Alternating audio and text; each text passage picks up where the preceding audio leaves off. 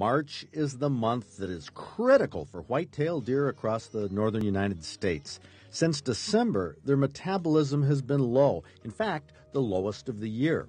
The rate at which their bodies convert food and fat to energy drops considerably during the winter. Now, the deer remain relatively inactive until March. That's why the number of deer you see killed on the highways in the winter is minimal. They just don't move much.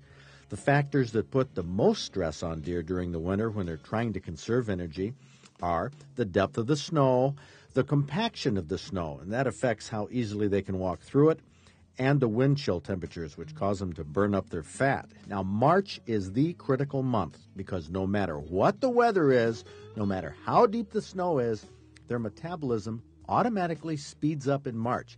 They need more food, and they need to move around to find it. Now, the does need more nutrition because the fawns they're carrying are beginning a growth spurt.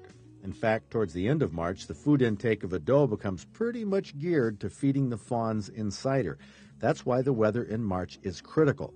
If the winter hangs on, the snow doesn't melt, and it remains extremely cold, the deer can't get the food they need.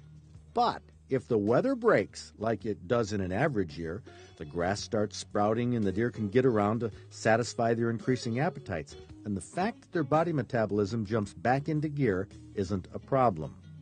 Now, if you were to go back and, say, sit in your hunting blind in the spring, you'd be surprised at what you'd see. Those scrape lines that you watched in the fall would be followed in the spring. I mean, the deer use those trails year-round. The bucks don't paw the ground under the licking branches. They don't make scrapes. But the deer check those licking branches throughout the year. Bucks and does will both stop to rub their heads or do whatever they do with those branches.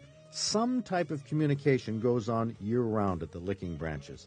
Now, in May, just before the fawns are dropped, female deer become extremely territorial. Their activity increases, and May is second only to November for the number of highway accidents with deer. Now, right now, those accidents are low, and deer metabolism is still slow, but March is the month of transition for Michigan's whitetails.